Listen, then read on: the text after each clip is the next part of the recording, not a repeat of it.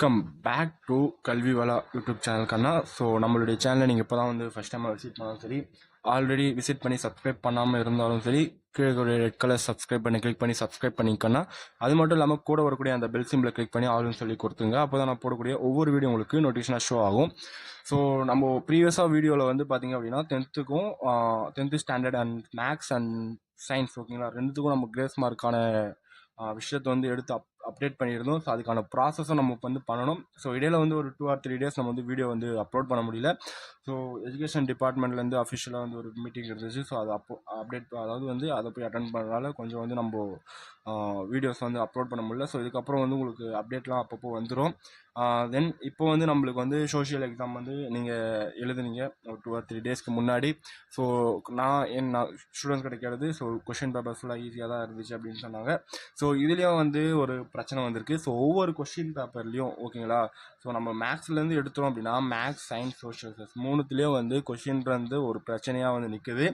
So நம்ம கொஞ்சம் video கொஞ்சம் லென்த்தாக எடுத்துகிட்டு போகிறோன்னு சொல்லி நிறைய பேர் வந்து கமெண்ட் பண்ணுறீங்கன்னா, தட்ஸ் நம்ம வந்து ஃபுல் அண்ட் ஃபுல் நம்ம கிளாரிஃபையாக சொல்லணும் அப்படின்னா கொஞ்சம் டீட்டெயிலாக நம்ம வந்து வீடியோவாக போடுறோம். உங்களுக்கு கொஞ்சம் அண்டர்ஸ்டாண்ட் ஆகணும் அப்படின்றனால கொஞ்சம் லென்த்தாக இருக்கிறவங்களுக்கு கொஞ்சம் அட்ஜஸ்ட் பண்ணிக்கிங்க ஓகேங்களா. ஸோ உங்களுக்கு ஒரு வீடியோ பார்த்தா கூட உங்களுக்கு ஃபுல் அண்ட் ஃபுல் அதில் வந்து இன்ஃபர்மேஷன் வந்து உங்களுக்கு வந்து கிடைச்சிரும். கொஞ்சம் வந்து ஸ்கிப் பண்ணாமல் கொஞ்சம் பாருங்கக்கண்ணா ஓகேவா.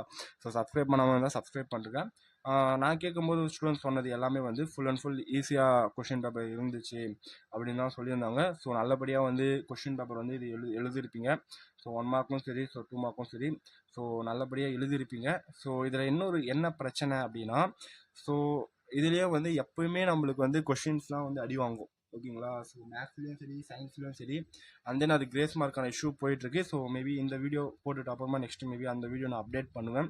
ஏன்னா கொஞ்சம் டைம் இல்லாதனால நம்ம வீடியோ வந்து அப்லோட் பண்ண முடியல.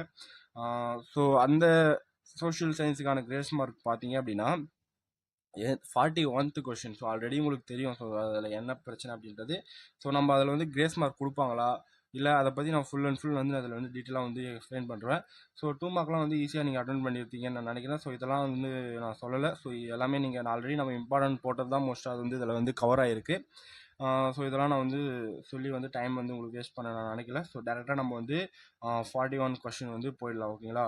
41th கொஷினில் பார்த்தீங்க அப்படின்னா காண்பவற்றிற்கு காலக்கோடு வரைக.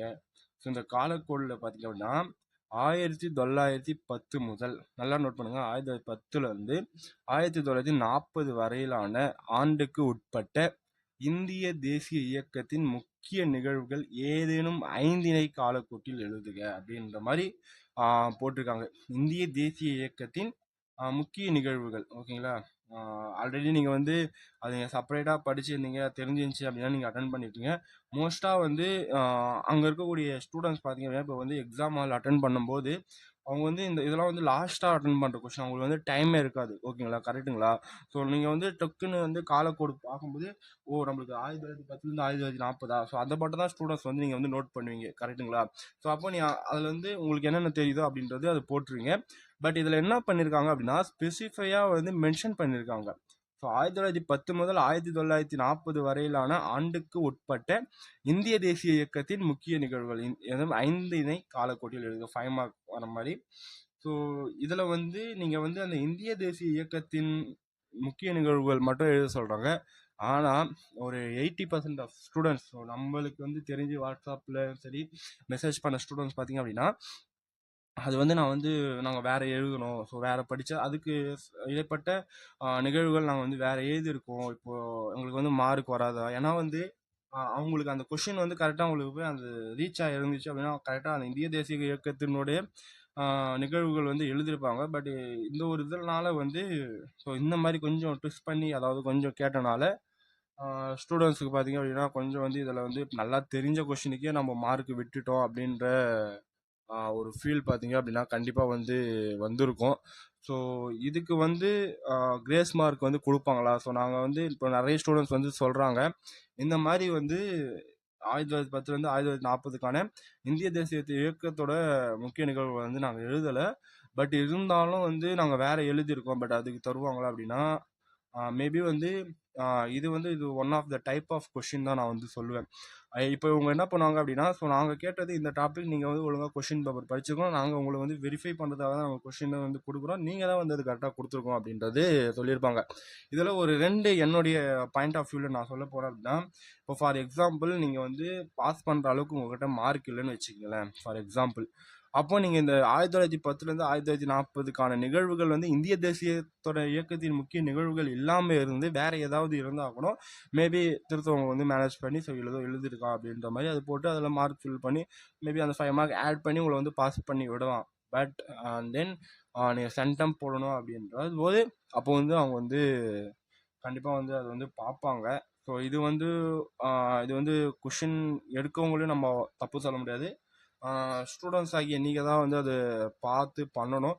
பட் இருந்தாலும் வந்து இது வந்து இந்த டைம் மட்டும் இந்த மாதிரி எழுதும்போது இப்போ வந்து 2025 தான் ஸோ இந்த ஒரு மாடல் வந்து உங்களுக்கு வந்து கேட்டிருக்காங்க, ஓகேங்களா?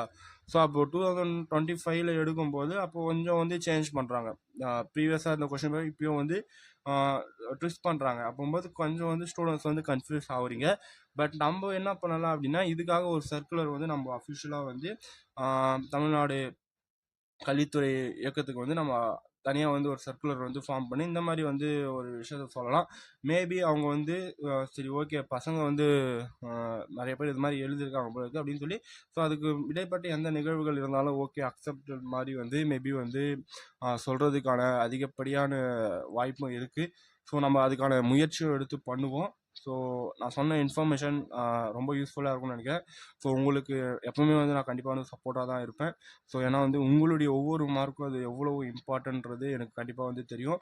ஸோ இந்த ஒரு காணொலி உங்களுக்கு ரொம்ப பயனுள்ளதாக இருக்கும்னு நினைக்கிறேன். இருந்துச்சு அப்படின்னா உங்களோட ஃப்ரெண்ட்ஸ் எல்லாருக்கும் ஷேர் பண்ணுங்க கண்ணா. ஸோ சப்ஸ்கிரைப் பண்ணாமல் பார்த்துட்டு இருந்தால் சப்ஸ்கிரைப் பண்ணுங்கள். நல்ல மார்க் ஸ்கோர் பண்ணி நல்ல கிரேட் எடுக்கணும் அப்படின்றது நான் வந்து என்னுடைய கடவுள்கிட்ட நான் பிரார்த்தனை செஞ்சுக்கிறேன். தேங்க்ஸ் ஃபார் வாட்சிங் கண்ணா.